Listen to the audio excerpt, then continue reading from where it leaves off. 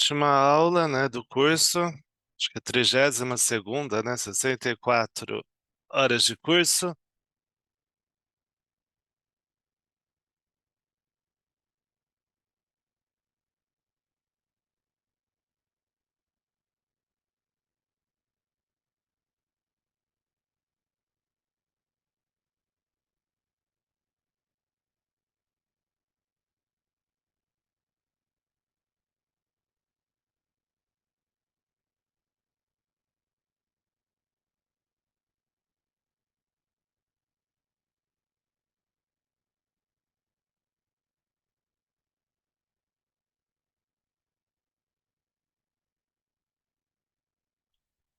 Tá, então, ainda bem que você avisou aí, Edu.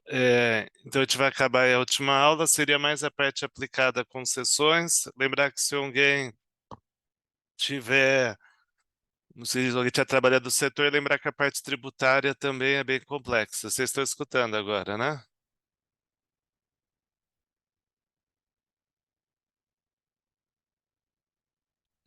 Tá. Aí, basicamente, no começo da aula passada, o que que eu comentei?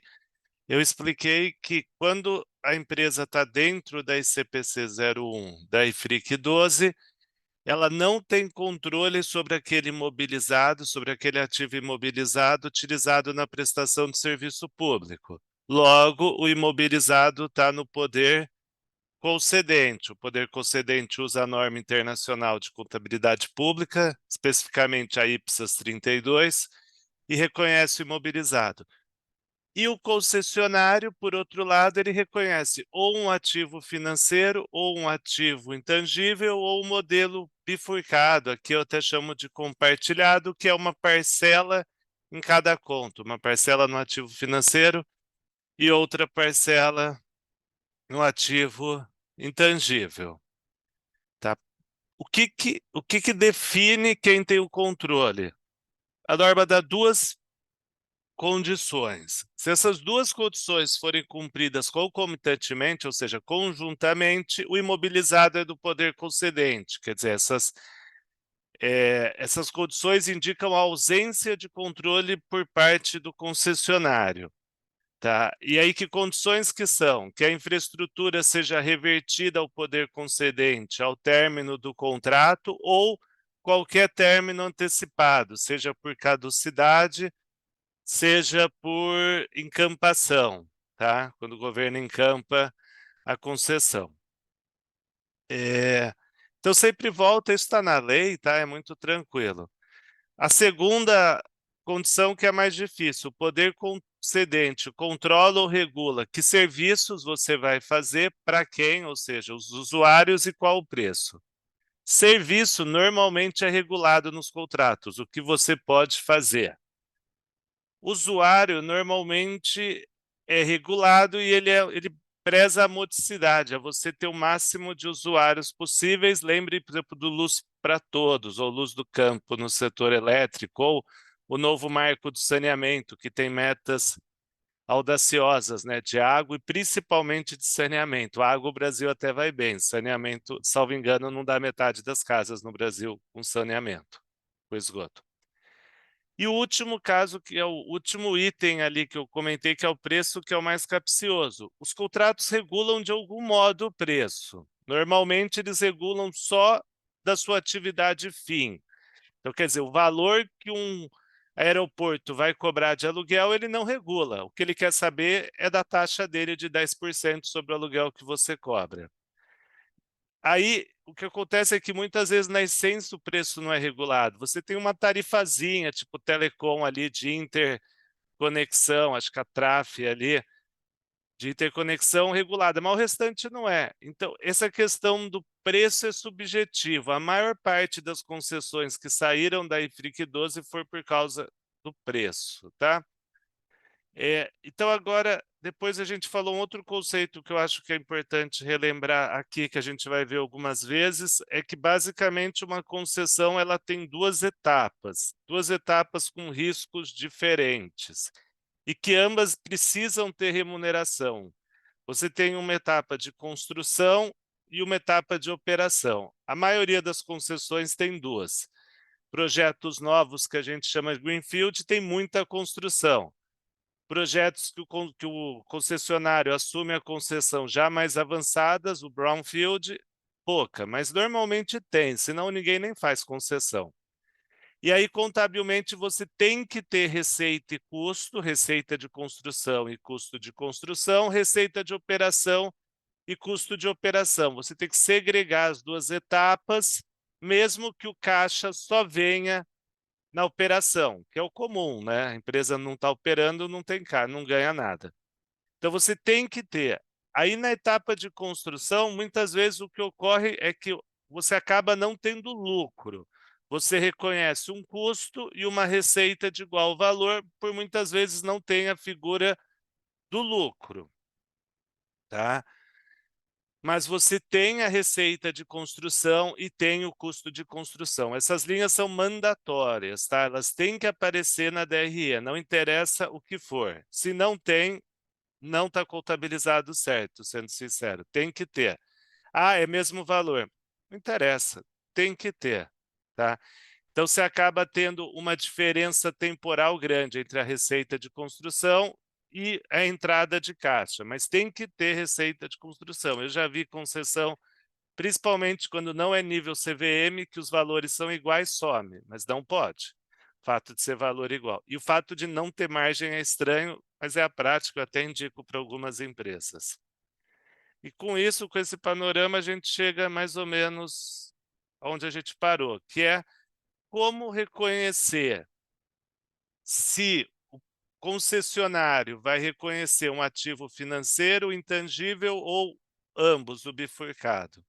A grande pergunta por trás, que não está, eu acho que no ICPC, está até acho que no Basis for Conclusion em inglês, é risco de demanda. De quem é o risco de demanda?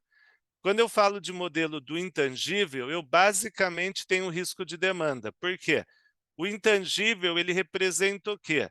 Eu construí uma infraestrutura para o poder concedente e, em troca disso, ele me fez uma permuta. Ele me pagou in natura com direito de cobrar dos usuários. Ele não me garante a receita. Ele me garante o quanto eu vou cobrar. Eu vou cobrar R$ 10 de pedágio por 10 anos, mais uma atualização do pedágio.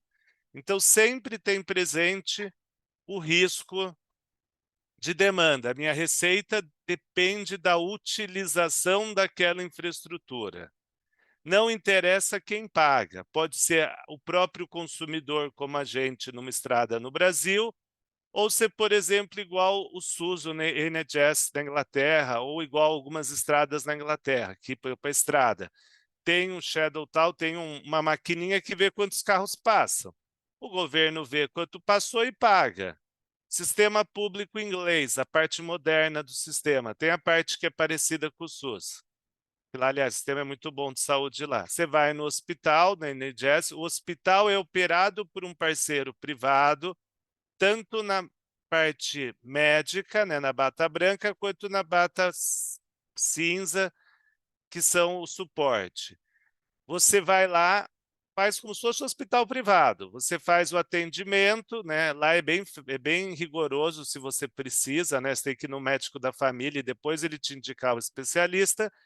Tudo bem. Aí ele manda a conta para o governo, tá? Então, o hospital ganha por utilização, diferente do que se existe no Brasil. Então, tudo isso é modelo do intangível. O intangível, existe o risco de demanda e não muda quem paga. Tá? Via de regra, pessoal, reequilíbrio de concessão, via de regra, não reequilibra a frustração de demanda. Só em caso excepcional, por exemplo, Covid, as estradas tiveram. Lei do eixo suspenso na estrada, que está com o eixo suspenso, você paga menos pedágio. Teve reequilíbrio, porque são eventos excepcionais. Crise energética lá do apagão em 2001. Teve, porque foi algo imprevisto, mas via de regra, utilização é alocado, é um risco do concessionário e não do poder concedente, justamente mostrando que o intangível faz mais sentido.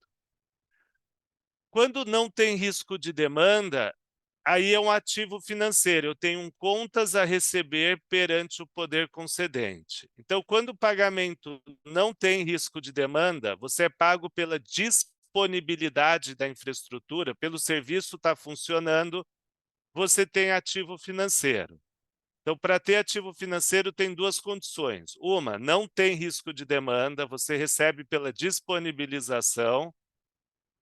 Dois, quem paga a conta é o poder concedente. Não pode ter uma infraestrutura que no final do dia quem pague é o concessionário. Tá? Tirando as transmissoras de energia, o modelo do ativo financeiro ele é encontrado só em PPP. Foi justamente o Marco que começou com isso.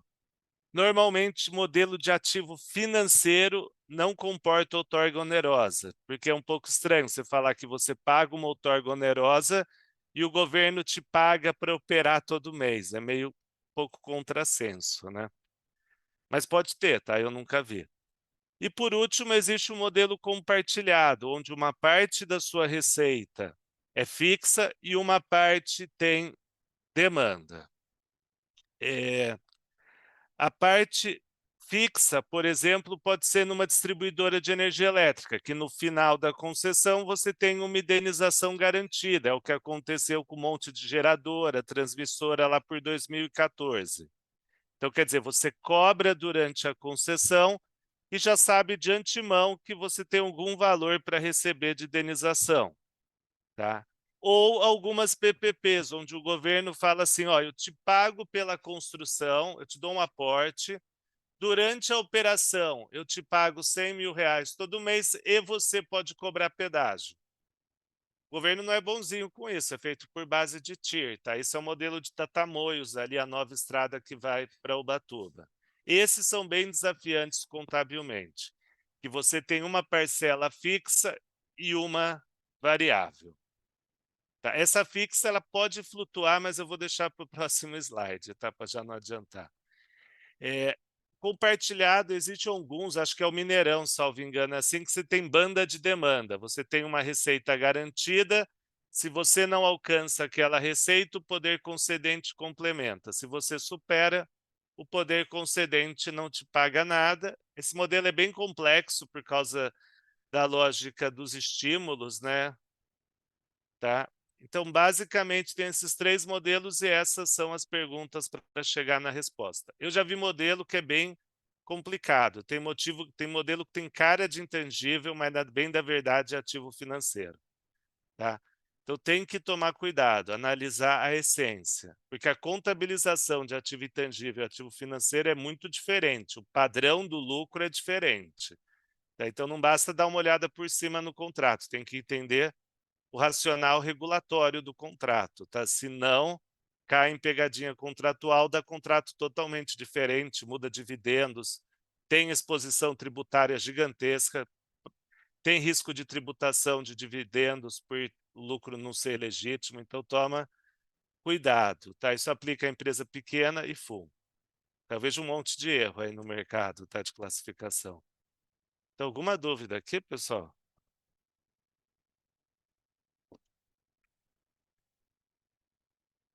Tá. Então, eu queria que vocês. Putz, sem querer já veio com a resposta aqui, a animação ficou mal feita. O operador de uma prisão recebe um. Era para a resposta não estar pronta aqui. O operador de uma prisão recebe um valor fixo de receita anual, proveniente do poder concedente, sujeita a redução em caso de falta de disponibilidade. Esse é o modelo, eu acho que da prisão de Minas Gerais, é modelo do Hospital Metropolitano de BH, que a gente está fazendo trabalho, é o modelo de muita PPP, onde o usuário é o próprio poder concedente. Tá? Então, a gente vê aqui, o certo não era ter resposta, mas o que, que eu queria mostrar?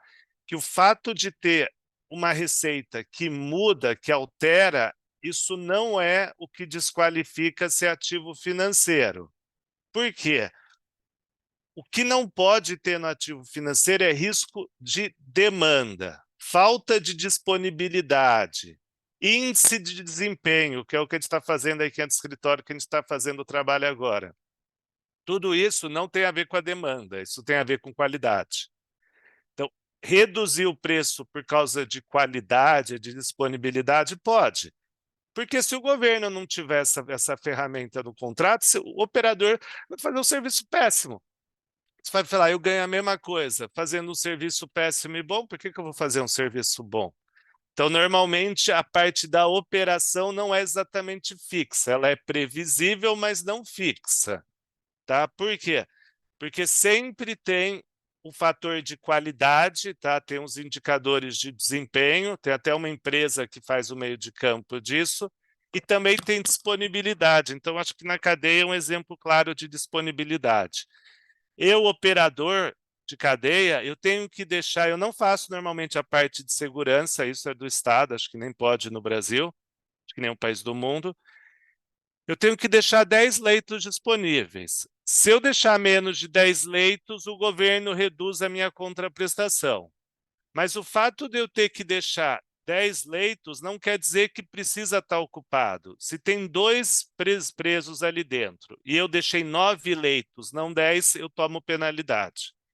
Se tem 9 presos e eu deixei 9 leitos, eu tomo perda. Se tem 15 presos lá, está superlotado, mas eu deixei 10 leitos funcionando, tudo bem, não pode reduzir o meu valor. Então, o problema aqui não é a demanda, e sim a qualidade. Então, a receita continua não dependendo do uso. As reduções, elas vêm de descumprimento de meta de qualidade. Tá? Então, isso é ativo financeiro, não é ativo intangível. Deu para entender alguma dúvida desse aqui?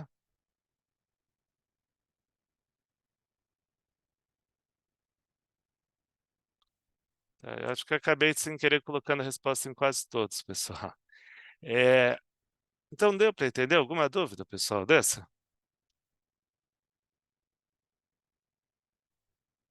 Tá, então, próximo exemplo. Tá? O operador de uma ponte cobra pedágios. Na prática, a receita. Ponte Rio-Niterói, lá. Na prática, a receita do operador apresenta uma variabilidade mínima devido ao uso excessivo e previsível desculpa, devido à variabilidade mínima e o fluxo previsível de número de veículos, tá? Então, nesse caso, o fato de você mais ou menos saber a sua receita, tá? Isso não impacta em nada. A sua receita vem de cobrar pedágio. O fato de você ter uma boa previsibilidade ou não impacta pouquíssimos, tá?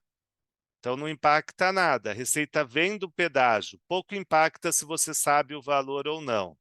E esse negócio de previsível, isso é uma suposição, tá? Tem um exemplo muito clássico no Brasil que é quando teve o apagão. Todo mundo achava previsível quanto consome de energia, tá? Pré-apagão, suponho que uma casa gastava 100 megawatts. Teve o apagão, reduziu para 50. Acabou o apagão, aumentou para 60. Então, quer dizer, o 100 que todo mundo gastava, que é uma hipótese, mostrou-se que não é uma realidade. Tá? Então, cuidado com a previsibilidade. Tá? Transporte público, teve o Covid, nunca mais voltou a níveis pré-Covid. Tá? Ou você tem um ônibus em São Paulo, fez o metrô, que é de São Paulo na Rebouças. O ônibus nunca mais voltou ao que era antes, porque todo mundo usa metrô. Então, cuidado com essa previsibilidade. Mas, vindo ao caso, continua sendo receita de pedágio, intangível. Tá? É... Outro exemplo, de novo, tudo foi com resposta. Normalmente, quando tem esses contratos, eles têm uma previsão de reequilíbrio econômico. Você reestabelece a TIR original, caso sua TIR esteja pior, tá, por um problema alocado ao poder concedente, ao risco do poder concedente. Então, para ver o reequilíbrio, você tem que achar qual foi o desequilíbrio. Você usa um conceito de fluxo de caixa marginal, não é fluxo de caixa descontado. É muito raro um contrato que aceite fluxo de caixa descontado. Você tem sim é que ver o valor presente do desequilíbrio. Esse valor presente do desequilíbrio, você equilibra voltando a TIR original. Então, quando a gente faz um reequilíbrio de contrato, uma coisa importante é, via de regra, você ignora a demonstração contábil da empresa, tá? Reequilíbrio em concessão tem muito pouco a ver com contabilidade, tá? Normalmente é pelo plano de negócio do contrato e só inclui o que mudou em relação ao plano por um evento alocado ao poder concedente. Aí você foi lá, fez um pleito, né? Você falou, pô, o Eloy colocou aqui a lista de presença. Essa água do esgoto não está vindo como combinado. Era para vir quase limpa, está vindo com rejeito industrial, então eu gasto o dobro de insumo. Legal, você tem direito a reequilíbrio. Por lei, o reequilíbrio pode ocorrer basicamente de 4 maneiras. Eu estou colocando 3, mas pode ocorrer de 4, mas uma ninguém faz. O governo pode aumentar o período da sua concessão, então sua concessão era de 20 anos, ele te dá 22, porque aí esses 2 anos a mais reequilibram o seu pleito. Tá? Vide a imigrantes aqui em São Paulo, que já era para ter acabado a concessão fazem anos, tá? Acho que era o 19, 17 que era para ter acabado. Você pode aumentar o valor da tarifa, isso é o que o concessionário quer. Mas, por um lado, é o que o governo não quer, porque ele que vai ficar culpado do aumento e não o concessionário, né? Porque ele que determina o preço. Ou redução da outorga, seja a fixa ou a variável. Então, eu, por exemplo, eu sou muito da opinião que deveria mudar a variável, tipo de 3 para 2% para equilibrar, ou a redução no valor fixo. Então, por exemplo, Guarulhos, Viracopos, eles conseguiram muita redução no valor da outorga devido a reequilíbrio. Então, essas são as formas. Eventualmente, o governo... pode mudar a outorga fixa. Quem fez isso foi a outorga lá do Rio de Janeiro, aquela que foi uma das maiores do Brasil. Saneamento. Eles dividiram a outorga em 2 parcelas, qualquer reajuste é na segunda parcela depois de 3 anos. Tá? Foi uma outorga bilionária, tá? Acho que foi se não foi a maior, acho que foi uma das maiores da SEDAI no Rio. Ou o governo pode pagar. Sinceramente, eu nunca vi o governo pagar até hoje, tá? O governo não é muito propenso a pagar, e porque o próprio funcionário público pode ser questionado aí, tá? Se ele está fazendo uma atitude contra o erário. Então, ele prefere jogar algo que não gere custo. Tá? Basicamente, é assim que funciona qualquer concessão, qualquer PPP no Brasil, não tem diferente. Tá? Isso é lei, funciona assim. Processo bem comum na prática. Tá? Então, o exemplo que eu dei é o operador de uma balsa cobra para fazer o transporte do continente à ilha, o operador tem garantido uma receita mínima durante a concessão. Então, normalmente é TIR, mas vamos por receita mínima. Caso ele não consiga arrecadar, o governo pode reequilibrar a concessão de 3 meios: aumentar o prazo da concessão, aumentar o valor da travessia ou reduzir o valor da outorga. Independentemente do meio que o governo tem de reequilíbrio, eu nunca, nesse caso, vou ter ativo financeiro, porque os 3 meios de reequilíbrio é você que vai arrecadar o valor do reequilíbrio. Seja porque você vai cobrar pedágio por alguns anos a mais, seja porque você vai poder aumentar a tarifa e seja porque você vai pagar menos dedução da receita bruta. Menos dedução da receita não quer dizer que o governo te paga, quer dizer que você paga menos para o governo, é diferente o sentido, tá? Então, tendo essas formas de reequilíbrio, não existe receita garantida, a receita continua vindo exclusivamente do usuário, continua sendo o modelo do intangível. Reequilíbrio leva à necessidade de notas explicativas muito claras, tá, pessoal? Não é uma coisa tão fácil assim. Então, nesse caso, continua sendo o modelo do intangível. Deu para entender esse exemplo, pessoal?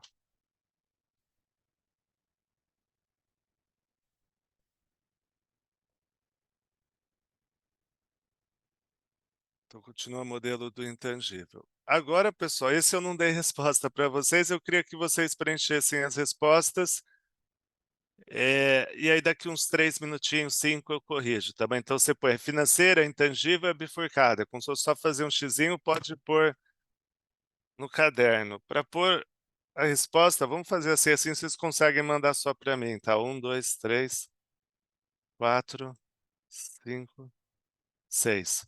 Pode pôr F e I, tá? Então você põe I, 1F, 3 FI, tá? Na resposta, manda só para mim que eu consigo ver se está certo.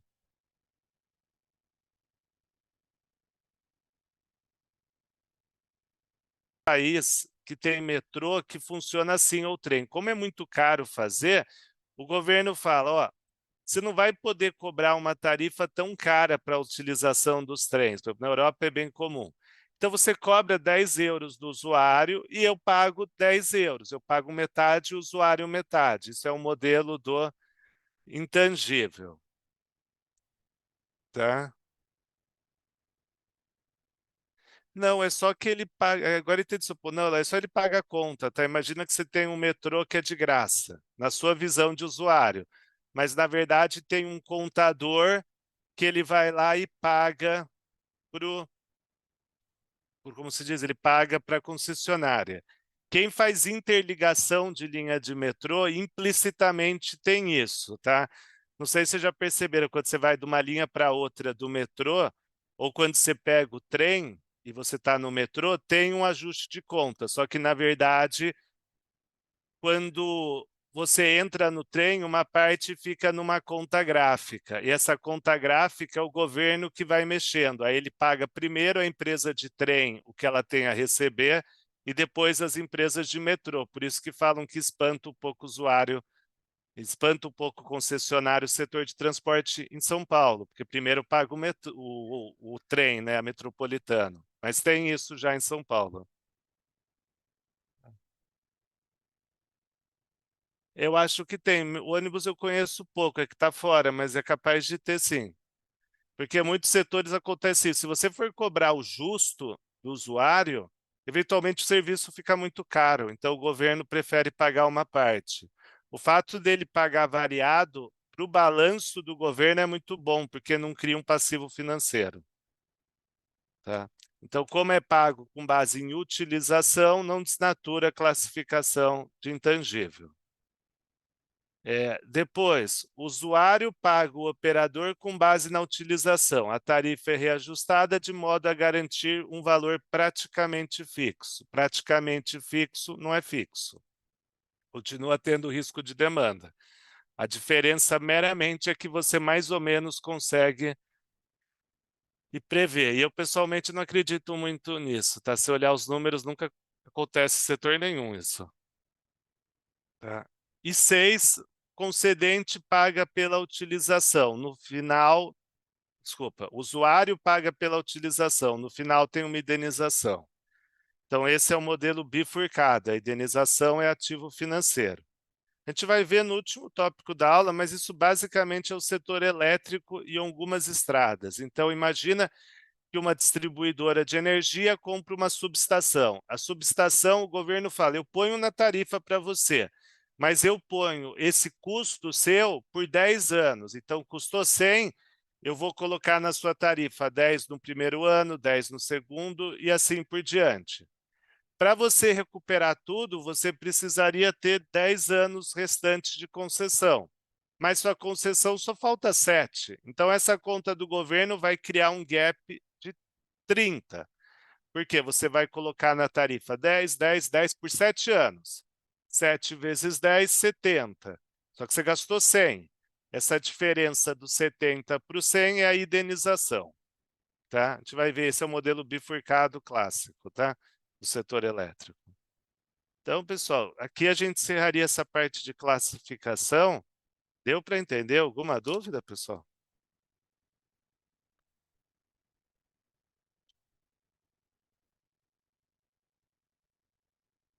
Podemos continuar?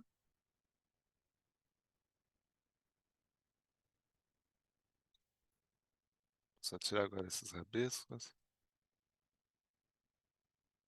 Então, agora eu vou falar um pouco dos 3 modelos, tá? O modelo do ativo financeiro eu vou mostrar bem o racional, mas por questão de tempo eu não vou conseguir entrar tanto nas contas, tá? E também o modelo do ativo financeiro demanda um pouquinho de conhecimento de matemática financeira, tá? Mas vou mostrar um pouco da diferença, o efeito, qual o racional, tá? Eu não sei aqui também se tem alguém que audita empresa que tem um modelo do ativo financeiro, alguma PPP aí, tá? Então, o que que representa o ativo intangível? Então, o ativo intangível que a concessionária representa, acho que é algo que eu comentei diversas vezes aqui, representa um direito que você tem de cobrar do usuário. Esse direito de cobrar do usuário, ele remunera o seu CAPEX, que está incluído dentro do intangível, e o seu OPEX, que é o custo de operação. Então, você tem um mero direito de cobrar. E como que você ganhou esse direito de cobrar? Duas formas. Ou você pagou, seria a outorga onerosa, o começo da aula de terça, ou você construiu uma infraestrutura para o governo e, ao invés dele te pagar em dinheiro, ele te concede esse direito. Então, a gente vê que, eventualmente, uma concessão de tangível gera o mesmo valor que se fosse mobilizado, só fica uma mudança de linha, de rúbrica geográfica no balanço. Mas de conceito não é igual, tá, pessoal?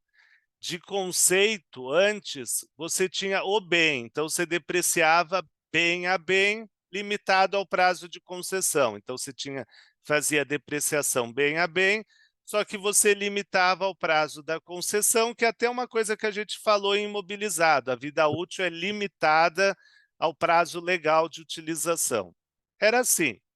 Agora não, agora o que você tem no balanço é o direito de cobrar, então ele exaure conforme você vai consumindo esse direito. Tá, só vou olhar uma coisa, 2 slides para frente, se eu tenho o slide de depreciação ou não, tá, pessoal? Não tenho. Tá. Pessoal, não só porque eu estaria adiantando. Então, quando a gente fala agora de amortização, é exaurir o direito de cobrar do usuário. Então, é comum você não individualizar nada, tá? O mais comum de concessões é você amortizar pelo prazo remanescente da concessão, tá? Fazer uma depreciação não individualizada. O único que eu conheço, setor, que faz sentido ser individualizado é distribuidora de energia. Por quê? Porque a tarifa funciona assim, então você reflete melhor o consumo do benefício econômico do direito de cobrar, e uma ou outra concessão de saneamento, tá? Concessão pequena nunca de saneamento, porque o regulador ele tem que fazer sua tarifa com base em depreciação. Isso é muito difícil de implementar. Pensando que saneamento, quem é o poder concedente é a prefeitura, né? Que só tem uma concessão. Tá? A amortização, ela reflete, então, o direito de cobrar. A regra geral é ser linear. Alguns setores usam por ativo, eu conheço distribuição, e alguns setores usam por curva de rendimento. Então, ao invés de você fazer a amortização linear, você faz assim, você projeta sua receita para um ano e divide pela sua receita projetada para toda a concessão, de janeiro até o final. Esse percentual que dá é a sua taxa de amortização. Esse conceito ele usa muito em concessões onde você amplia a rentabilidade. Eu não sei se o Edu lembra, mas era o conceito de quando calculava a amortização de goodwill aqui no escritório de concessões, tá? Que não é da minha época, mas é da época dele, isso. Tá? Então, teria esse conceito. E outra coisa, vida útil de concessão, via de regra, é o prazo contratual. Eu só posso considerar uma renovação se a concessionária tiver direito, existir histórico e não depender de uma decisão unilateral do regulador. Só conheço concessão da Sabesp, que consegue colocar renovação. Eu acho que tem alguns ecoportos também que conseguiram, tá? Tem alguns aí, mas é bem raro, normalmente para. Tá? Então, isso seriam os conceitos que existem, não confundir, não simplificar achando que é meramente mudar de linha, tá? Não funciona assim, tá? Não é só para uma mudança pro forma de chamar de intangível, tá? E cuidado, qualquer erro de forma contábil pode dar erro fiscal, tá? O fisco, ele é muito claro na lei que existe intangível, ele nem cita a palavra depreciação, tá? Ele meio que acatou esse conceito, ele só não aceita a margem de construção. Não aceita não, se você quiser pagar imposto sobre margem de construção, ele não vai questionar que você está adiantando imposto, ele deixa você postergar a margem de construção, ele te permite, mas ele não te obriga, tá? Você para de ativar CAPEX no intangível conforme o ativo fica disponível para o uso, não quando ele entra em uso. Exatamente o que a gente mostrou na aula de intangível, de imobilizado. Tá? Aí tem aquelas regrinhas. É só o custo direto, o preço é a valor presente, tributo você tira, tributo recuperável, mas PIS/COFINS deixa recuperável, só o ICMS da Lei Candir que você tira. Custo direto, é só quem está efetivamente na obra. Então, a ANEEL faz uma coisa que eu acho meio absurdo e ela tenta repaginar toda hora, né? Antigamente, eu não sei, talvez só o Nelson saiba desse nome, mas tinha um negócio chamado DRIC, que era a capitalização de custo de administração. Entrou a FRS, a ANEEL não pode passar por cima da FRS, teve que baixar. Agora ela criou um conceito que chama custo de suporte. Tá? Isso ainda vai dar problema com as Big Fours. Tá? Ela fala que, não é, que é um custo direto. O contador, uma parte do salário dele é de suporte para a obra. Isso aí é para mudar a tarifa, tá? Então não pode. Aí, esse item, pessoal, aqui é o que pegou, tá? Um pouco com intangível. Quando eu tinha um modelo do ativo imobilizado, tá? O que acontecia quando eu tinha um modelo do ativo imobilizado? Se eu construía algo novo, se eu comprava um ativo imobilizado novo, eu ia lá e colocava no imobilizado, porque eu estava representando o benefício que aquele ativo imobilizado me gera. Quando eu tenho intangível, não. O intangível é o meu direito de cobrar. Então, se eu fizer um CAPEX e não me gerar direito de cobrar, é despesa. Eu tenho um vínculo maior com a tarifa. Então, discussão eterna. Faço uma passarela numa estrada. Eu não sou obrigado, mas está tendo um monte de atropelamento, ou mesmo o prefeito da cidade me intima. Não me aumenta pedágio, não é um investimento obrigatório contratualmente. Eu posso ou não colocar no intangível. Ou eu sou um aeroporto e eu estou fazendo uma escada que era normal, eu preferi pôr rolante, por quê? Porque eu achava que estava tendo muito gargalo ali de gente com mala, mas eu não sou obrigado, poderia ativar ou não.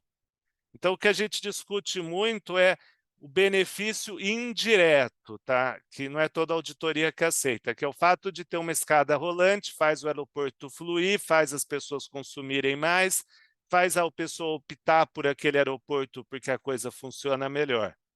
Isso indireto faz você aproveitar mais o seu direito de cobrar. Mas isso dá problema, tá? Eu já vi discussão grande aí com a auditoria nisso, tá? Por quê? Porque o intangível tem que gerar benefício para você aumentar, não basta gastar com o imobilizado. Tá? Ativo não vinculado. Então, quer dizer, vou por assim, o intangível é tudo que é reversível, é tudo aquilo que está sob controle do poder concedente e terminando a concessão volta para ele. Agora, você pode ter ativo seu, você tem um carro da diretoria, uma sede administrativa, ou você comprou um terreno para a sua estação de tratamento maior do que o governo quer, uma parcela é sua, tudo que é não vinculado fica no imobilizado.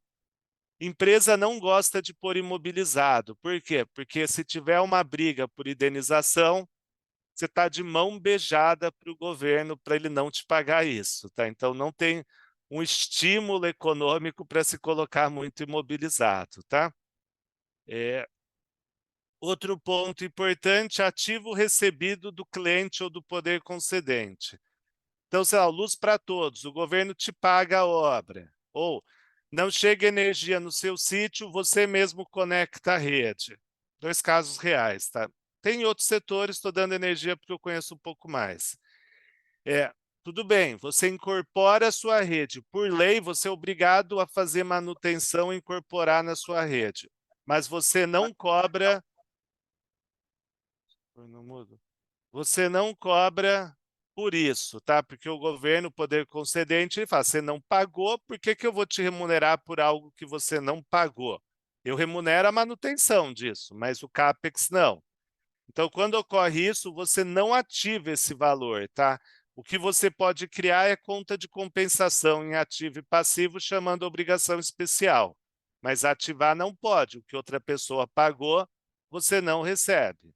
Tá? Existe uma ICPC sobre isso, tá? Ativos transferidos pelo cliente, uma coisa assim chama. Tá? E último ponto, custo de empréstimo que a gente mostrou é obrigatório durante a construção. Tá? Ele não é uma escolha contábil, é obrigatório, escolha para fins fiscais. Aí aqui também dá discussão. Pô, eu fiz uma estrada, estou duplicando. Eu tenho que ativar custo de empréstimo na duplicação ou eu considero a estrada como uma unidade contábil única e a estrada já está funcionando? Aeroporto, estou criando um terminal novo, posso ou não? Tá, então vem essas discussões. Então, antes de eu mostrar um exemplo de empresa e principalmente com débito e crédito de tudo isso, vocês têm alguma dúvida, algum ponto que eu não comentei de ativo intangível aqui? Eu fiz um breve resumo, tá, pessoal? O site seria ser bem mais longo.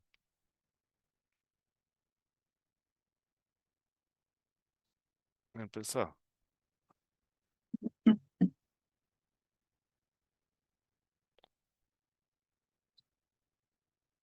Então, vamos continuar. Um ponto importante aqui, tá, que a gente até já foi questionado aqui no escritório, é sobre impairment de intangível, né? Tem um monte de concessão que está capenga, né? Para quem é aqui de São Paulo, deve já ter ouvido falar no Viracopos, aí que está em processo de devolução amigável. Se olhar o balanço, nunca deu impairment. A gente fazia impairment de uma concessão super problemática de energia elétrica, que até entrou em RJ e hoje está dando dinheiro para caramba para o comprador. Tem tudo a ver com impairment esse comentário de por que está dando dinheiro. Não costuma dar impairment em ativo intangível e nem no financeiro, porque senão você vai falar que o governo é caloteiro. Por quê? Porque o impairment ele avalia a recuperabilidade do ativo, independente do fund, independente de como ele é financiado. O problema da concessão não é geração de EBITDA. O problema da concessão é que ela não gera caixa operacional ou fluxo de caixa livre para pagar o credor. Quer dizer, ela recupera o investimento, mas o custo de funding desse investimento, principalmente numa etapa de CAPEX alto, ela pode não ter dinheiro. Tá? Então, esse é o ponto. O impairment não pega essa segunda perna, por isso que não costuma dar impairment, tá? Em concessionária.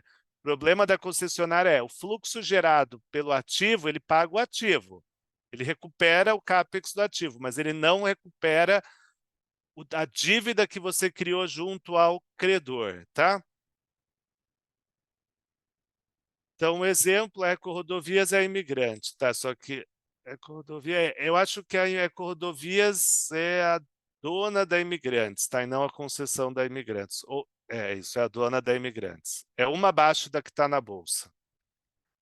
Então, vem como que é calculada a amortização. Então, ele vem, a companhia reconhece o efeito de amortização dos ativos intangíveis decorrentes dos contratos de concessão limitada ao prazo final da concessão, exceto o Ecoporto, onde ele usa aquela presunção que não pode ignorar o contrato, porque considera que a renovação é automática. Então, já tem essa prática, não depende do governo de São Paulo, então, ou o governo federal, eu não sei quem é o concessionário do Ecoporto, então poderia estar continuando.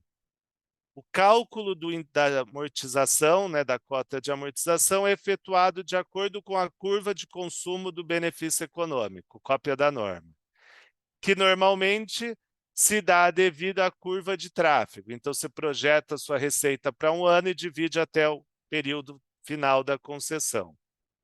Assim, a taxa de amortização é determinada por meio de estudos econômicos que buscam refletir o crescimento projetado da curva de tráfego em cada contrato.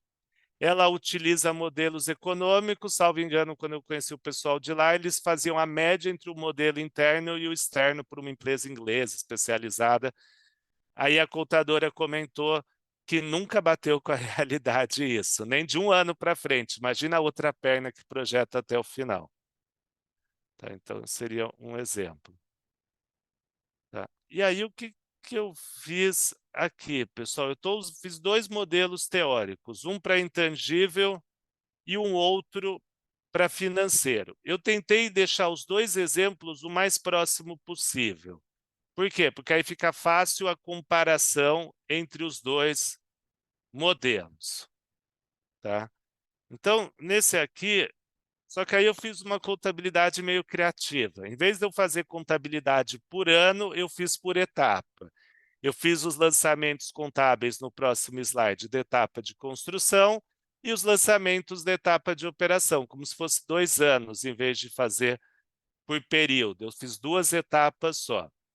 Tá? Então é importante entender o enunciado, porque não vai ter o enunciado na hora que tiver os lançamentos. Tá?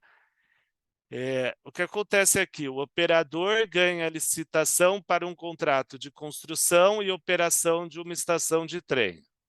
Sua remuneração é definida em contrato e advinda exclusivamente da taxa de embarque. Logo, modelo do intangível, você recebe por utilização. O operador incorre em custo de 20 na construção, 5 na operação. Então, eu sei que eu tenho uma saída de caixa. Aqui eu vou pôr regime de caixa, tá? Eu sei que eu tenho uma saída pelo regime de caixa de 25.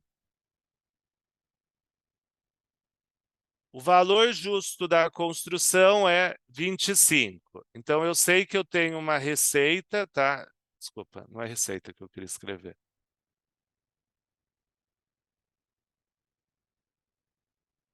Então, se eu for para o regime de competência,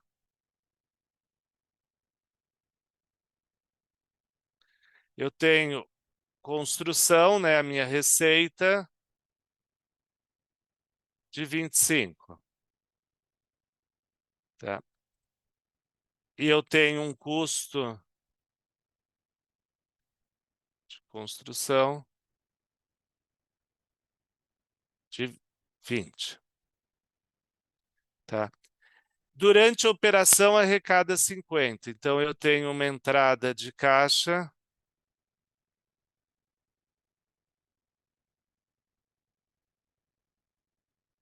50. Logo, no líquido dá 25. Se eu pegar esses dois valores, que é o custo de construção menos o custo de construção, me dá 5. Então, de um caixa positivo que eu vou ter de 25, 5 se referem à construção. Então, a operação, eu vou ter uma margem de operação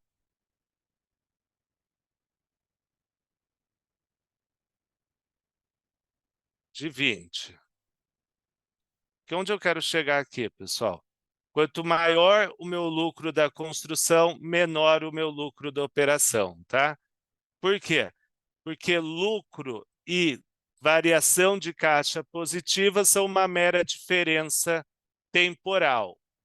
O caixa segue o regime financeiro, o regime de caixa, e o lucro segue o regime de competência, que a gente chama de regime econômico, mas é uma mera diferença temporal, só muda o fato gerador, é a movimentação do caixa na esquerda, no regime financeiro, e no regime econômico é o evento econômico, é o que aconteceu, independente do caixa. Tá? Então, se eu for colocar isso em débito e crédito, pessoal, só... Deu para entender alguma dúvida por enquanto, pessoal? Então, para fazer débito e crédito. Então, eu separei, como eu comentei para vocês, em duas fases de lançamento: etapa de construção, etapa de operação. Na prática, as coisas podem se confundir, tá? Por quê? Eu estou operando e construindo. Eu estou operando um terminal do aeroporto de Guarulhos e estou construindo 4. Eu estou operando a estrada ali da Tamoios e estou construindo a nova Tamoios. Eu estou operando uma estrada e duplicando a estrada. Então, as coisas podem se misturar. Mas aí é muito mais difícil de explicar. Na etapa de construção, eu tenho 3 lançamentos. Eu tenho o lançamento 1, que é o custo incorrido, que é ou contra fornecedores, ou contra estoque, ou contra caixa. Mas é um lançamento de natureza permutativa, um lançamento dentro do balanço, não afeta resultado. 20 com 20. Eu tenho o custo de construção na DRE, que normalmente ele bate com o custo incorrido, devido à metodologia de apuração do POC, que é custo incorrido por custo total, tende a bater. Então, 20 com 20, essa linha obrigatória está na DRE. E 25 de receita de construção, que eu defini que é o valor justo da infraestrutura que eu estou entregando. Tá? Então, eu não tenho essas outras linhas que essas 3 rúbricas, né? Esses 3 razonetes, eles têm muito mais a ver com a operação. Vindo aqui, eu fiz um mini resumo das 3 peças contábeis, DRE, DFC e BP. Só que eu parti de um BP que é zerado, tá? A empresa não tem nem capital social e nem caixa no momento inicial. Tá? Só para ver as coisas convergirem, para vocês verem como caixa é o mais importante no final. Então, receita de construção, 25, custo de construção, 20, lucro de 5. Entrada de caixa, 0, não pingou R$ 1 na minha conta corrente. Saída de caixa, 20, que foi o CAPEX que eu gastei. Então, no período de construção, eu tive uma variação negativa. Por muito tempo, se entendia que não fazia sentido ter resultado na operação, que era tudo ativo diferido. Hoje, esse conceito não para em pé. Balanço patrimonial, eu tenho caixa de menos 20, porque começou no 0, e um ativo intangível de 25. Aí depois pode falar, mas não fecha o balanço. Fecha, era só por lucros acumulados de 5. Ou seja, o meu ativo intangível ele é superior ao caixa porque eu tive lucro. Tá? Então, o balanço fecharia normalmente. Tá? Então, essa é a etapa de construção. Deu para entender, pessoal?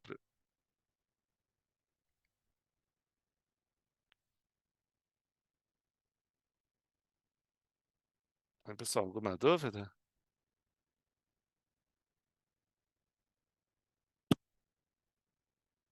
Então, continuando. Tá. Agora, indo para a etapa de operação. Então, na operação, eu tenho meu custo de operação, meu OPEX, ou, na linguagem do setor, minha despesa de OIM, de operação e manutenção. Essa não transita no intangível, porque ela já faz frente à receita de operação. Então, lançamento 4, 5 a crédito no caixa, 5 a débito no custo de operação.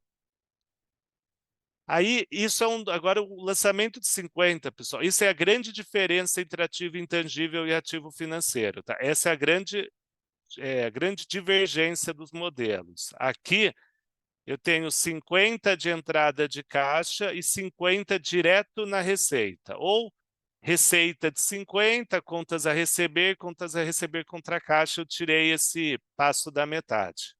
Então, 50 vai como receita de operação. Como no exercício eu estou simulando que os lançamentos desse período, eles refletem a todo o período de operação, até o final da concessão, eu tenho que baixar o meu intangível, porque eu já utilizei, né, eu já exauri o meu direito de cobrar. Então, eu faço uma amortização lá contra o custo no resultado. Tá? Não existe essa linha de despesa de amortização mais pelas FRS. Tá? Então, eu tenho uma despesa. Logo, o que aconteceu com minha DRE da operação? 50 menos 30, 20. DFC, uma entrada de 50, uma saída de 5, 45. E no balanço só sobrou caixa de 25 e o lucros acumulados de 25. tá? O caixa deu 25, então vocês veem que a DRE e a DFC é uma diferença temporal devido a regimes contábeis diferentes, mas em tese, no final do dia sempre bate. É que uma empresa ela está em marcha contínua, ela nunca termina, vamos por assim. Então a gente acaba que não vê isso ocorrendo, porque a empresa nunca termina, né? Mas os valores batem. E tudo, no total, converge para o caixa. Por isso que o caixa é o que manda na contabilidade. Embora falar muito do regime de competência, tarará, mas é o caixa que manda. Tá? Só que aqui tem uma coisa que muito contador, por exemplo, o meu orientador, o Ariovaldo, muita gente aí critica, o IASB tenta até defender, que é eu comentei com vocês que a soma dos lucros bate com a soma dos caixas, mas a regra geral ela é mais analítica. O certo é, qualquer receita da DRE já foi caixa, é caixa ou vai ser caixa. Qualquer despesa já foi caixa, caixa ou vai ser caixa. Nas concessões e em stock options, só nessas duas áreas, isso não é uma verdade.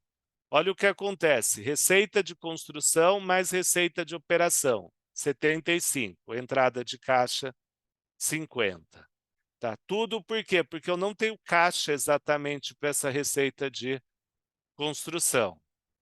Tá? Então, tomar cuidado quem faz valuation com concessão. O ideal é sempre fazer uma DR, na minha opinião, né? Fazer uma DRE pro forma e excluir essas duas contas, tá?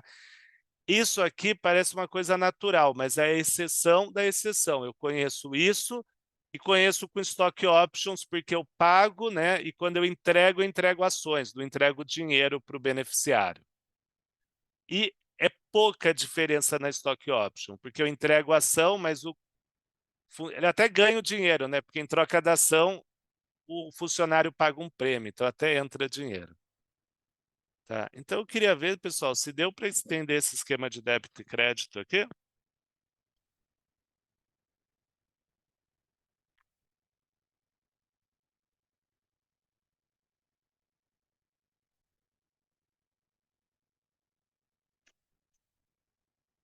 Pode continuar, pessoal?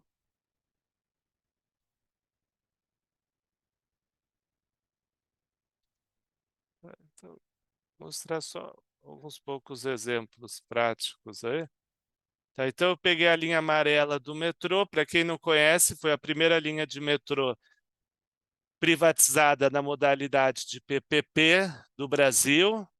Tá? É a linha que pega Rebouças, ela nasce no centro de São Paulo e vai ali para o Morumbi, eu não sei exatamente onde ela termina, mas ela é aquela linha que não entra em greve. Tá? Agora tem outras em andamento, mas parece que nunca.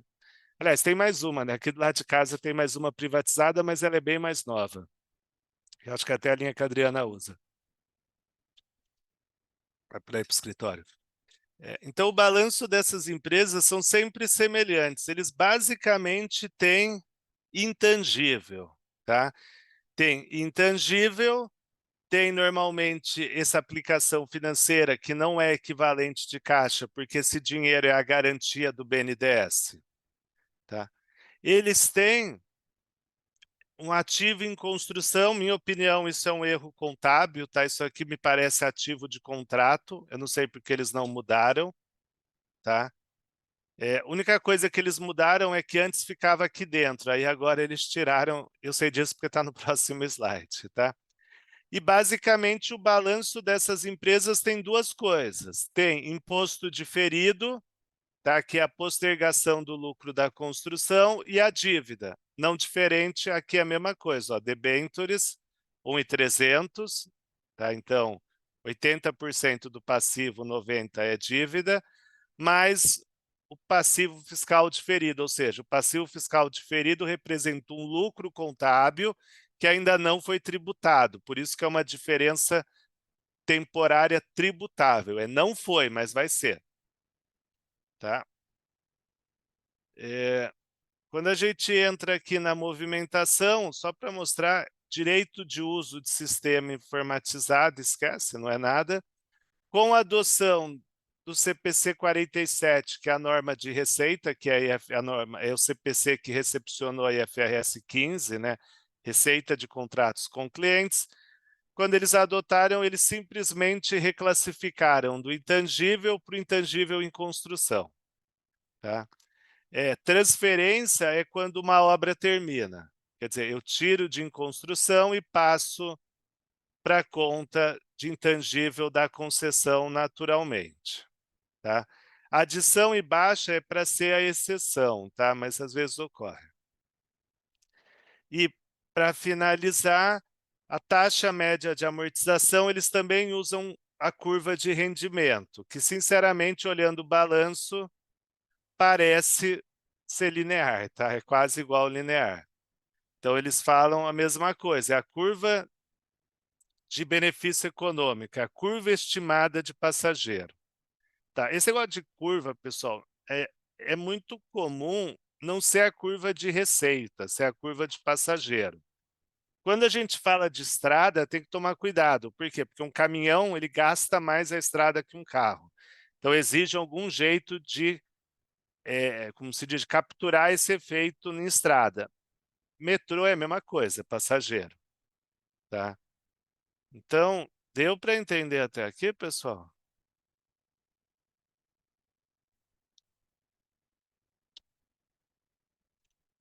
Então, isso a gente encerra aí a parte do intangível. Lembrar, aqui dentro tem lucro, tá? Eles têm uma margenzinha, acho que a gente mostrou na última aula, de 1%, mais ou menos. Não tem nada aqui de lucro, vamos por assim. Tá? E tem custo de empréstimo aqui dentro também dos financiamentos do BNDES. Mas a gente pode continuar, pessoal?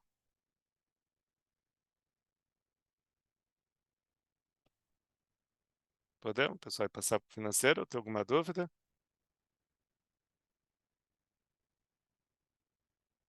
Então, vamos passar para o ativo financeiro.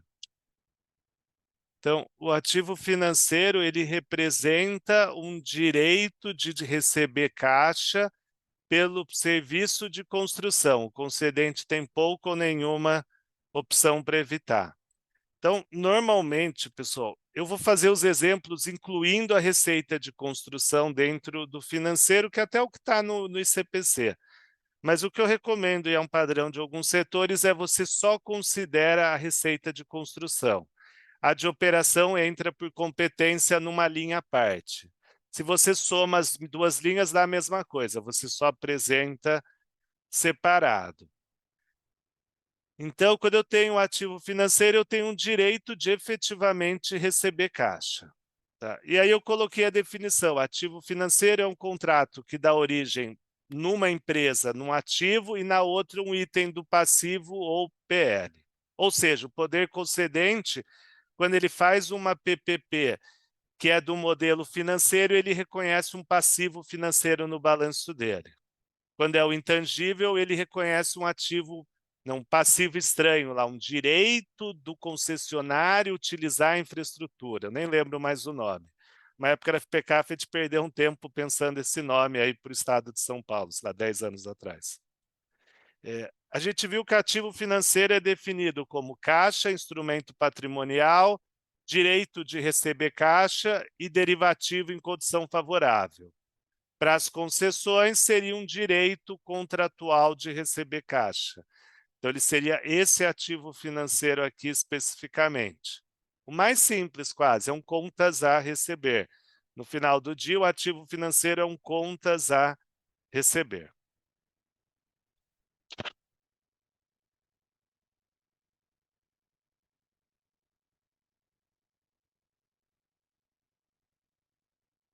Tá?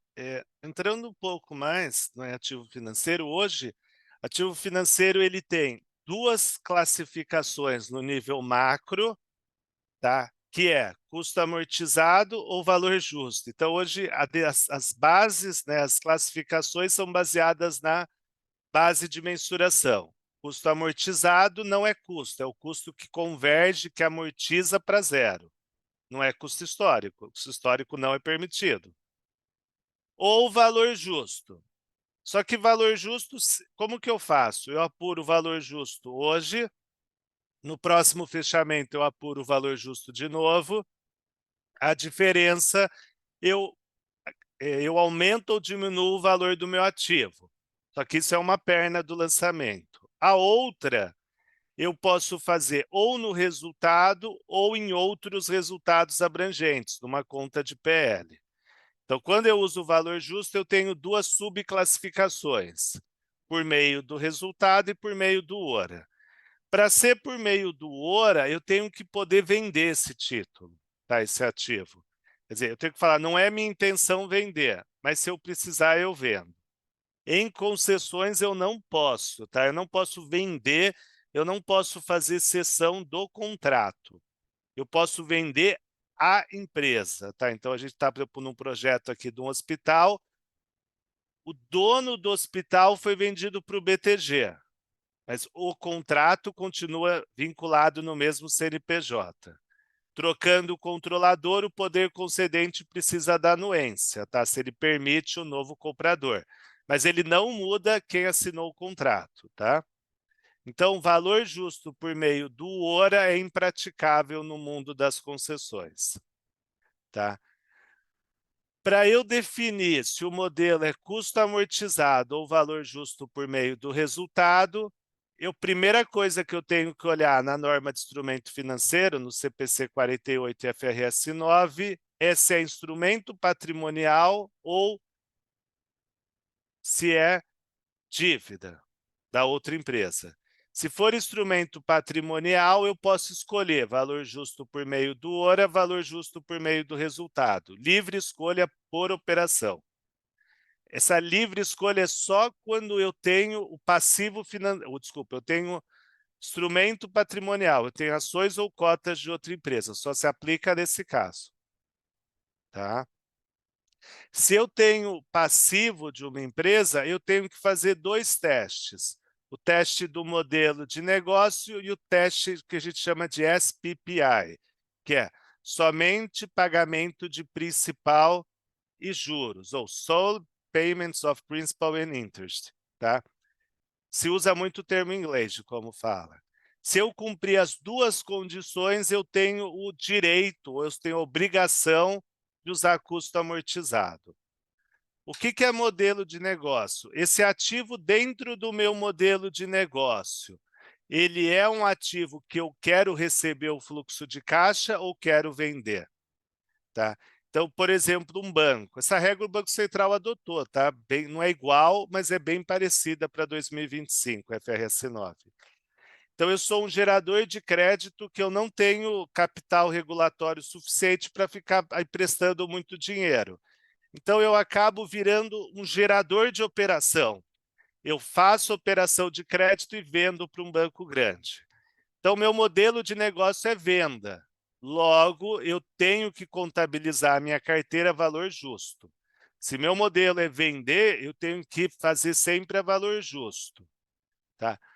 Se o meu modelo, eu sou um banco grande, meu objetivo é receber o fluxo de caixa, o meu modelo de negócio é receber fluxo de caixa, eu faço a custo amortizado. Tá? Essa é uma das principais brigas com o US GAAP. Eles entendem que custo amortizado não faz sentido para banco, que deveria estar tudo a valor justo e para qualquer empresa. Tá? Eles têm. Porque eles falam, existe mercado de venda de ativo financeiro, tal, não tem problema na mensuração. Aqui no Brasil tem. Tá? Então, se eu cumpro essa condição, legal. Cumprir. A segunda é, o pagamento não pode ser alavancado, ele tem só que representar pagamento de principal e juros. Quer dizer, nenhum derivativo cai aqui, nenhum instrumento exótico cai aqui, tipo empréstimo bi-indexado, nada cai. Inclusive, a discussão grande dessa norma no Brasil era se Selic entraria ou não nesse conceito. Entrou. Tá? E a LIBOR também lá fora. Então, aplicando a concessões, quando eu tenho uma PPP, que o meu modelo de negócio é só receber fluxo de caixa, eu classifico como custo amortizado. Eu reconheço no balanço um contas a receber, que é parecido com a carteira de um banco. É carteira de um banco nível 2, só que não tem PCLD. Tá? Quando eu estou falando de indenização, eu não tenho pagamento de principal e juros, eu tenho uma indenização, não tem nem juros ali. Então, quando eu falo de indenização, eu não tenho como usar custo amortizado. Primeiro, porque não tem juros, e depois, porque eu nem sei o valor que eu vou receber. Não vai convergir a zero, eu nem sei, é um valor que vai ser apurado lá na frente, eu sei estimar, mas ele vai mudar. Então, indenização cai aqui. Contraprestação periódica cai aqui. Tá? Depois, um outro ponto que deu discussão foi, tudo bem, eu sou uma PPP, eu faço um contas a receber. Se eu faço um contas a receber, naturalmente eu tenho uma receita financeira, porque eu vou receber os pagamentos ao longo de 20 anos. Então, eu vou ter uma receita financeira. Aí todo mundo tem aqueles conceitos pré-concebidos, que falam, eu sou uma empresa, não sou banco, a minha receita financeira fica depois do lucro operacional. Aí, uma hora se questionou e falou, faz sentido? Uma empresa não financeira, ela tem receita financeira depois do lucro operacional, porque não faz parte da operação dela aplicar dinheiro em CDB, ou em título de renda fixa, ou dívida pública. É por isso que fica depois do lucro operacional. E, em contrassenso, em contrário senso, um banco reconhece a receita financeira como receita de intermediação na primeira linha, porque é a atividade operacional do banco. Então, quando a gente está falando de PPP, essa receita financeira é sim operacional, é a operação dele, ela está remunerando a construção, é o elemento de financiamento da construção. Então, essa receita financeira deveria estar na primeira linha, tá? No começo ninguém fazia, mas há uns 10 anos que a maioria das empresas fazem, porque isso pode aumentar eventualmente o EBITDA da empresa, tá? Reconhecimento inicial a valor justo, tá? Aliás, instrumento financeiro, independente do ICPC 01, é a única norma que o reconhecimento inicial é valor justo. As outras normas, elas fazem mensuração subsequente a valor justo, tá? Ativo biológico, propriedade para investimento, ou até ativo, acho que é só essas duas que eu conheço. Você reconhece ao custo e depois passa a valor justo no momento subsequente. Reconhecimento inicial a valor justo é mais para instrumento financeiro. E, por fim, uma divergência para quando a gente fala do modelo do intangível são os custos de empréstimo. Ativo financeiro não pode ter custo de empréstimo ativado, tá? Só intangível. Ativo financeiro é expressamente proibido, está na norma de custo de empréstimo, lá na EAS 23, e está na IFRIC 12, na ICPC 01, que é proibido. Então, por enquanto, a gente não entrou em número ainda, mas eu queria ver com vocês se está dando para entender. Alguma dúvida?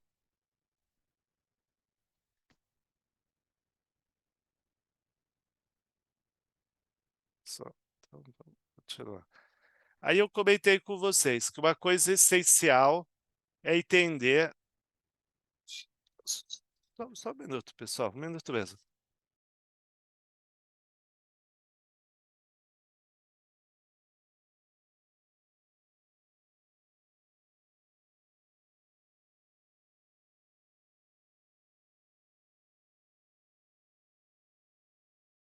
Tá um barulho aqui, achei que o meu gato estava atacando os vasos aqui, mas acho que era numa obra aqui perto.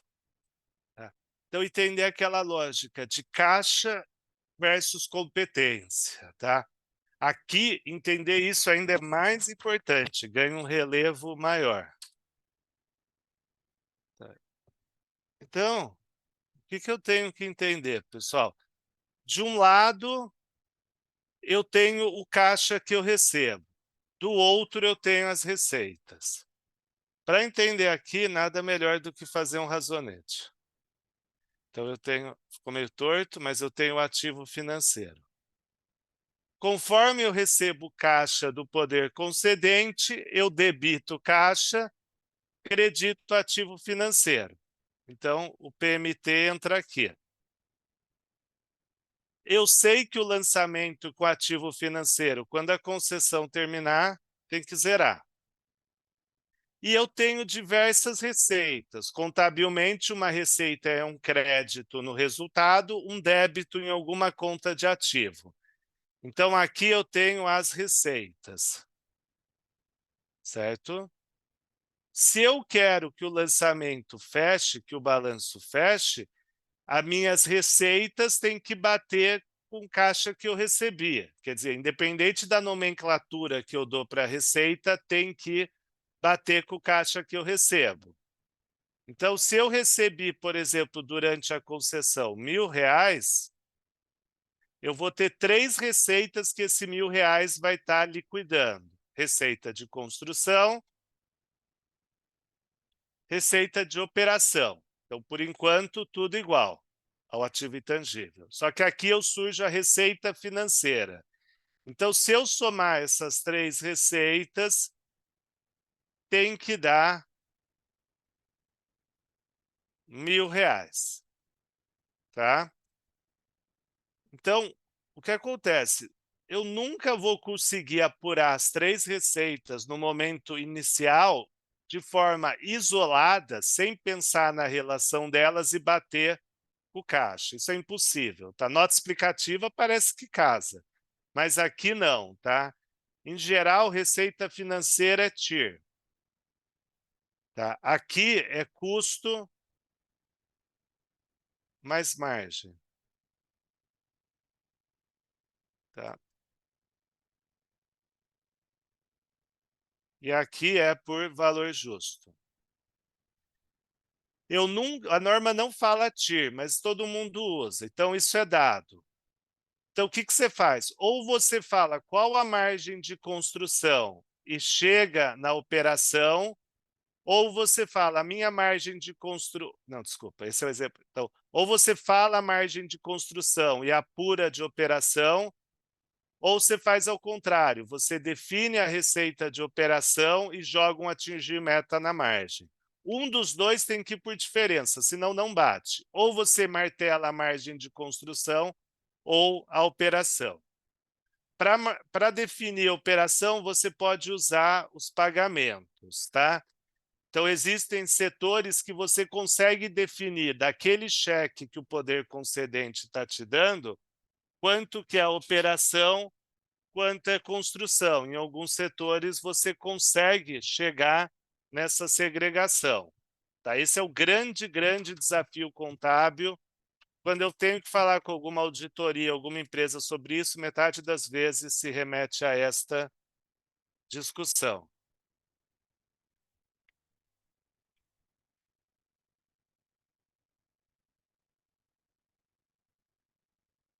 Tá?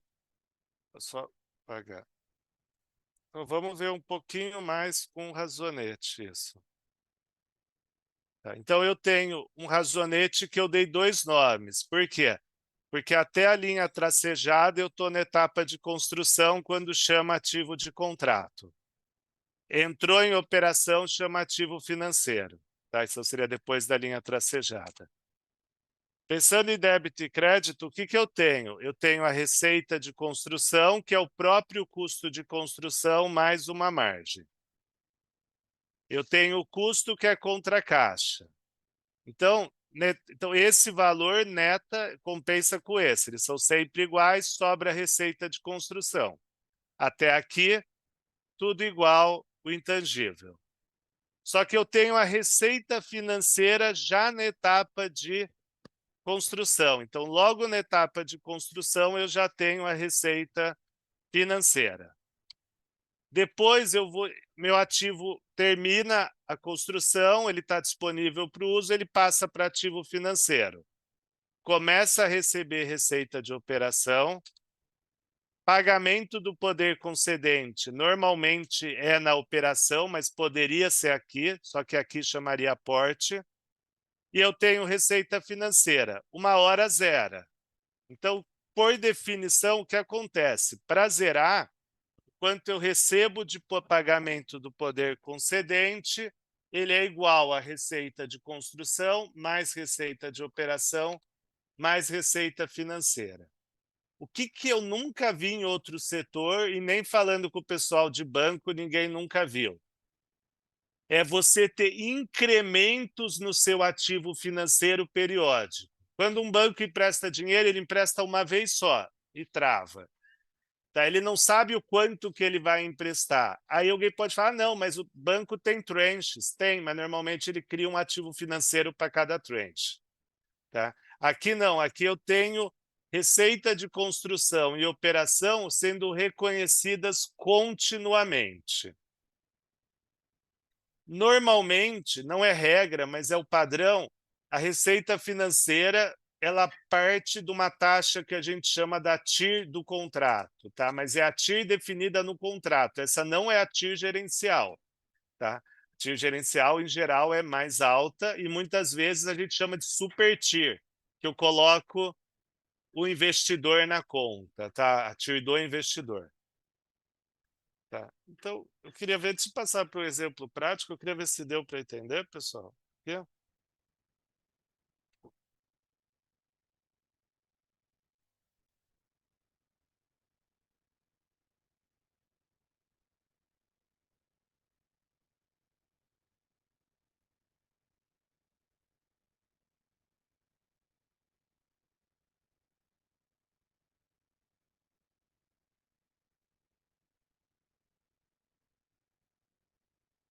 Então, vamos continuar. Então, eu vou fazer o exemplo igualzinho o anterior, que eu fiz há uma meia hora atrás. O que eu mudei? O tipo de concessão, que agora é uma ponte, mas isso tem pouco ou nenhum efeito prático, tá? E eu tive que colocar a receita financeira, mas em vez da gente calcular, está sendo dado 1.000 durante a construção, 4 durante a operação. Mas é tudo igual, ó. CAPEX 25, custo de construção, desculpa, valor justo, que é a receita de construção 25, tudo igual. Então, olha o que acontece aqui, pessoal. Vamos só pensar na receita. Eu tenho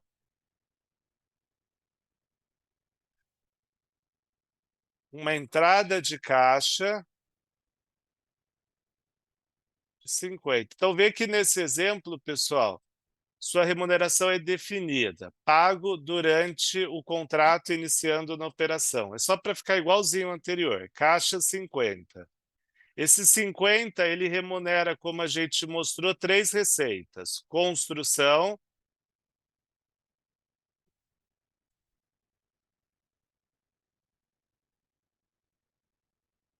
que vai ser 25, que é o valor justo da infraestrutura que eu entreguei para o governo. Eu vou ter a receita financeira, que é 4 com 1, 5. Logo, por diferença, eu tenho a minha receita de operação, que é 30, que é a somatória de 25 com 5, para 50. 30 para 50, 20. Esses valores são reais. Então, se eu tenho uma concessão de 10 anos, eu vou reconhecer 2 de receita de operação mais a inflação se o contrato for atualizado. Só que eu só aumento a minha receita de operação no aniversário, na data do reajuste. Eu não faço atrelada à inflação. Eu só aumento quando eu souber que eu tive o aumento. Tá? Então, aqui a gente teria exatamente os 50. Tá? Então, deu para entender aqui, pessoal, para a gente passar para o número?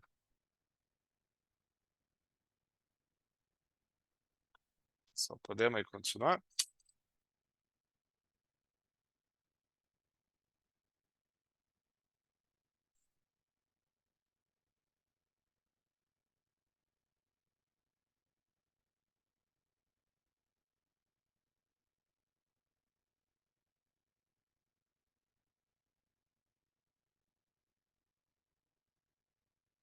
Então, esquece essa etapa de operação por enquanto, tá? Vamos pensar só no vermelho aqui escapou na hora de reproduzir a animação.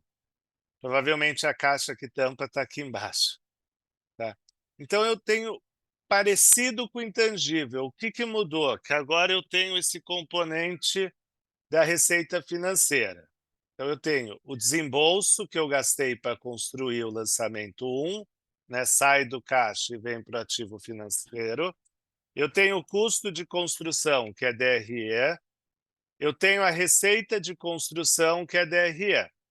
Cancelo esse com esse, por enquanto dá igualzinho o intangível, 25, que é custo mais margem. Só que agora eu tenho uma receita de financeira na etapa de construção. Esse R$ 1 eu não calculei, ele é dado no enunciado. Então está aqui. Então, diferentemente do intangível, agora eu tenho a receita financeira, a remuneração. O pessoal chama de remuneração do ativo financeiro. Tá? O nome hoje mais usado é remuneração do ativo financeiro, que dá 6. Então, se eu tive um lucro de 6, o meu ativo financeiro é CAPEX de 20 mais 6. Esse 6 é composto por uma margem de construção de 5 mais uma receita financeira de 6. Mas meu caixa é o mesmo. Tá? E minha demonstração do fluxo de caixa é a mesma. Então, a gente vê que parece um banco, né, essa concessão. O único ativo dela é contas a receber. Quando eu vou para a etapa de operação, o que acontece, pessoal? Eu tenho o meu OPEX, o meu custo de OIM. Esse OPEX ele não transita no resultado financeiro, ele já vai direto para a DRE. Então, lançamento 5, saiu caixa para pagar o salário, pagar a manutenção, 5, já vai aqui para a DRE direto. E é uma saída de caixa, é o único desembolso que eu tive durante a operação. Depois eu tenho a minha receita de operação propriamente dita. Então, eu aumento o ativo financeiro em 20 e reconheço uma receita de operação de 20. Tá? Que está aqui. Reconheço a minha receita financeira de 4. Aqui. Então, está aqui a remuneração do meu ativo financeiro. Então, nisso, eu completei a minha DRE. Só que o meu ativo financeiro, ignorando esse lançamento em roxo, ele está por 50. Ó. 25 com 1, 26. 26 mais 4, 30. 30 mais 20, 50. Eu preciso zerar. É um ativo financeiro, no final do período, ninguém me deve mais nada, ele tem que estar zerado. O que eu faço? Eu pego o meu pagamento e amortizo o ativo financeiro. Aqui está a grande diferença para ativo intangível, uma das grandes diferenças, desculpa, que é esse 50, ele amortiza o ativo financeiro. Tá? Vindo para a análise das peças contábeis. Resultado, 25, 6 com 19, 25. Agora eu adiantei 1 de lucro para a construção, então meu lucro na construção não é mais 5 como intangível, agora é 6. Logo, eu reduzo 1 de lucro da operação. Tá? Caixa, os mesmos 25 no total e não diferente, o balanço é 25, porque eu piso o mesmo fluxo de caixa do exemplo anterior. E aí o que muda aqui? Aqui eu consigo bater receitas com entrada de caixa, por causa desses 50 que eu não duplico. Então, a receita, 25 com 20, 45. 46, 50. Entrada de caixa, 0 com 50, 50. Então, aqui volta para a condição normal, onde a somatória das receitas bate com a entrada de caixa total. Tá? Eu queria ver se vocês têm alguma dúvida, pessoal. Deu para acompanhar? Esse já é bem mais difícil, esse modelo, tá, pessoal?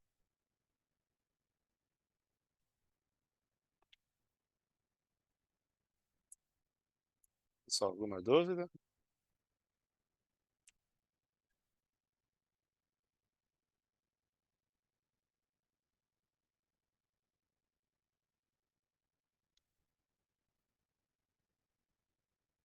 Podemos continuar, pessoal?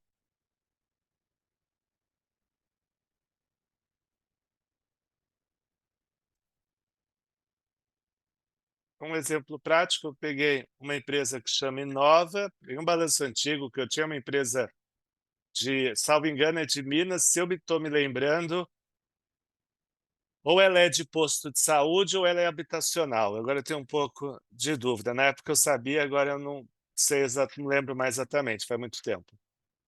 Mas eu peguei ela porque ela é bem simples, tá? Então a gente olha o balanço, tem aqui, ó, ativo financeiro da concessão, uma parcela no curto prazo, uma parcela no longo prazo. Tá? Adiantamento de fornecedores. Pode colocar dentro do ativo financeiro, tá? Depende muito da visão fiscal disso. Mas se for dentro do ativo financeiro, na nota explicativa segrega o que é o ativo financeiro puro e o que é o adiantamento de fornecedores. Tá? E não diferente, o passivo é aquele normal, né? Sempre tem basicamente dívida e o tributo diferido, tá? Tributo sobre a contraprestação é o PIS e COFINS diferido. Você recebeu a contraprestação, mas ainda não pagou PIS e COFINS porque a lei deixa você diferir para fazer frente aos pagamentos recebidos, que só paga PIS e COFINS da contraprestação de modo diferido. Então, seria isso, pessoal. Eu ia passar para o modelo bifurcado, mas eu queria ver se tem alguma dúvida, pessoal, se realmente está todo mundo entendendo aqui. Pelo menos eu considero essa parte uma das coisas mais avançadas aí dentro de contabilidade, e não é raro, tá, esse modelo. Se a gente pensar que o Brasil tem mais de 200 PPPs e que pela lei federal é obrigado a auditar PPP, e que Big Four não gosta demais de auditar PPP pequena, porque é tudo problemáticas, é o grande mercado entender isso, tá? PPP besteira é o que mais tem, tá?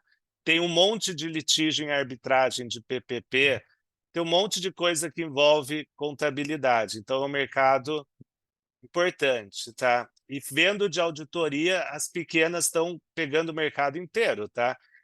Você pega aí BDO para as menores, elas estão em todas as empresas, tá? Tem muita empresa dessas auditorias pequenas, tá? Porque é obrigado a ter auditoria por lei. Você pode ser uma limitada, pode ser uma SPE, tem que ter auditoria. Então, acho que é um mercado muito bom de se pensar. Acabou de passar, não, passou faz uns anos, por exemplo, iluminação pública. Sei lá quantos por cento das cidades do Brasil, 50%, fizeram PPP de iluminação pública, entra aqui, tudo auditado, tá? São Paulo mesmo tem PPP de iluminação. Então tá um grande mercado, pelo menos na minha visão aí de trabalho. E falo isso que eu dou curso na FPCAF, sempre bombando a turma desses temas, tá? Acabou ontem a última turma. Tá? Por fim, o último modelo, o bifurcado, quando eu tenho uma parcela de intangível, uma outra parcela de ativo financeiro. Que situações que eu vejo isso? Quando eu tenho contraprestação mais um valor que eu faturo do consumidor. Quando eu tenho indenização ao final da concessão, quer dizer, uma indenização previsível, ela já é prevista. Ou outros. O que eu conheço de outros é quando eu tenho receita garantida, banda de demanda. Tá? Ativo em construção, em teoria, está errado aqui. Tá? Eu peguei o slide um pouco antigo, sem querer. Ativo em construção eu chamo de ativo de contrato. Tá? Eu confundi aqui. Então, eu vou mostrar. Aqui não tem tanto de teoria, eu vou tentar mostrar mais.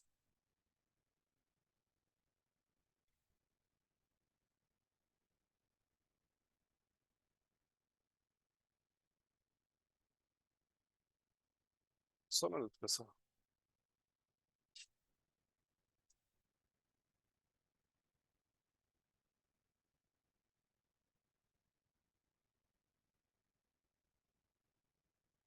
Tá, então, olha o que acontece. Quando eu olho uma PPP não, desculpa, o modelo bifurcado, eu tenho três linhas associadas à concessão. Eu tenho o ativo contratual, que é aquilo que eu estou construindo. O ativo financeiro, que é a indenização. E o ativo intangível, que eu reconheço o quanto eu ainda posso cobrar. No caso, a Enel é a distribuidora de São Paulo, aí, que é dos italianos. O quanto eu posso cobrar de energia, de conta por comercialização de energia. Conforme eu termino as obras, eu baixo daqui, eu transfiro daqui para cá. Então, no ativo contratual não tem a divisão ainda do que é ativo financeiro e do que é intangível. Quando eu classifico, quando ele termina a construção, o ativo está na condição pretendida pela administração, aí que eu bifurco. Mas tenho no slide aqui. Então, ativo contratual seria aqui, tá? É o que está em construção. Obrigação especial é o quanto o governo me paga, tá? Quer dizer, aquele valor que eu não vou nem cobrar tarifa e nem indenização. Mas o governo quer esse controle, porque ele fala, esse ativo volta para o governo. Eu não te pago, mas ele volta, então eu preciso de controle. É o que a gente chama de obrigação especial, tem uma contrapartida em compensação no passivo. Então, mas para a gente, vamos olhar a última linha, a última coluna, que é o que importa. Eu tenho as adições. Qual a contrapartida da adição? Receita de construção. Eu tenho a transferência, ou seja, as obras que terminam, que eu tiro do ativo de contrato e passo para o ativo intangível e para o financeiro, eu tiro do ativo de contrato bifurcando, tá? Então, quando a gente for olhar o intangível, eu tenho essas transferências. Quando eu olho o ativo financeiro, eu tenho essa transferência, tá? Ativo financeiro é indenização. Como é calculada a indenização no setor elétrico? Você tem lá a base, vê quanto de cada ativo você não vai depreciar regulatoriamente dentro da tarifa. O que você não consegue, você deixa como indenização. Todo ano você atualiza pelo IPCA. Até pouco tempo atrás era IGPM, agora é IPCA. Atualiza. Essa atualização do IPCA, resultado. Chega no quarto ano, você faz uma reavaliação do seu ativo. Regulatória. Essa reavaliação ela não afeta o seu ativo intangível. Mas como o seu ativo financeiro está a valor justo, o valor que o governo vai te pagar de indenização, a melhor estimativa do valor da indenização, aumenta. Então, a cada 4 anos, eu tenho um saltozinho, um efeito mais relevante devido a essa reavaliação, a utilizar o VNR, o valor novo de reposição, sobre a base regulatória. A base regulatória é o imobilizado do governo, depreciado pela taxa fiscal, não, pela taxa regulatória, que não é igual à fiscal, via de regra. Então, quando eu venho aqui no ativo financeiro, eu tenho a transferência, ou seja, quanto de ativo de contrato que virou ativo financeiro. Eu tenho baixa, que é a exceção, tá? Não é muito fácil vender ativo, baixar ativo elétrico, precisa de autorização da ANEEL. E eu tenho atualização que eu reconheci no resultado. Então, aqui é um lançamento ativo de contrato contra ativo financeiro. Aqui é baixa, é venda, é exceção. E aqui é contra resultado. É uma receita financeira que você pode pôr lá no grupo da receita líquida na DRE. E, por fim, para terminar, eu tenho o intangível. Tá? Então, se a gente olhar o líquido, tá? Eu tenho as adições, que é coisa que já entrou em operação, é uma troca, é alguma coisa que eu fiz de melhoria que não se qualifica como uma construção. Tá? Eu tenho as transferências, ou seja, o quanto que eu tirei de ativo de contrato e coloquei no intangível. E eu tenho a amortização, tá bom? Amortização de obrigação especial dá um belo trabalho. Como a tarifa do setor elétrico é baseada em cota de depreciação, a amortização aqui, exclusivamente, pelo menos do que eu conheço, é só para a distribuidora, ela é baseada na depreciação, como era antes. Tá bom, pessoal? Então, deu para entender um pouco do modelo bifurcado? Eu queria ver como é a última aula, aí vocês ficaram com alguma dúvida, alguma coisa?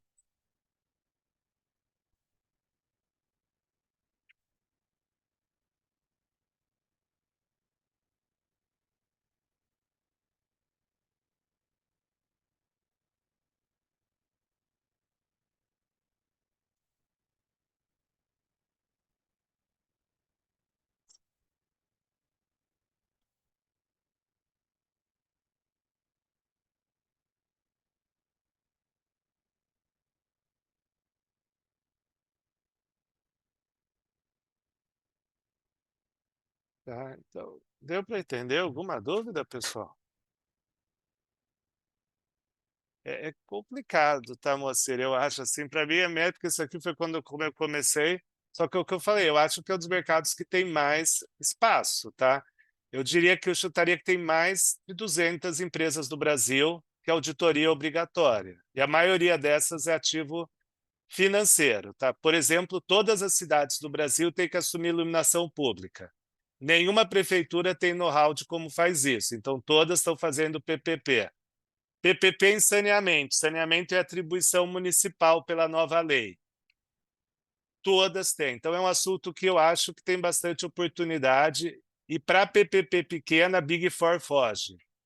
Então, quer dizer, sobra para as outras. Você pega RSM, essas empresas aí, eles têm mais de. Tem muita empresa na carteira, tá? Então, eu acho que é um lugar, é um mercado bom, tá? Na minha opinião. Tributário, talvez não é o foco do pessoal aqui. Incerteza é o que não falta, tá, de tratamento tributário. Ninguém tem muita certeza de como faz isso. Eu acho que é um assunto complexo, mas acho que é onde tem muita oportunidade, tá? E falo isso dando aula disso, sei lá, bimestralmente na FPCAF, eu vejo as demandas das empresas, tá? E para auditoria especificamente, eu acho que é um mercado muito bom. Tá? Acho que a cidade onde tem todas as sedes da MUR tem PPP de saneamento e iluminação, praticamente todas. Eu acho que todas, tá? Incluindo São Paulo. Então, acho que tem oportunidade, mas é difícil. É justamente por ser difícil que é tema interessante, né? O fácil todo mundo sabe, né? Como contabiliza estoque, todo mundo sabe, quase. Tá? Então, seria isso.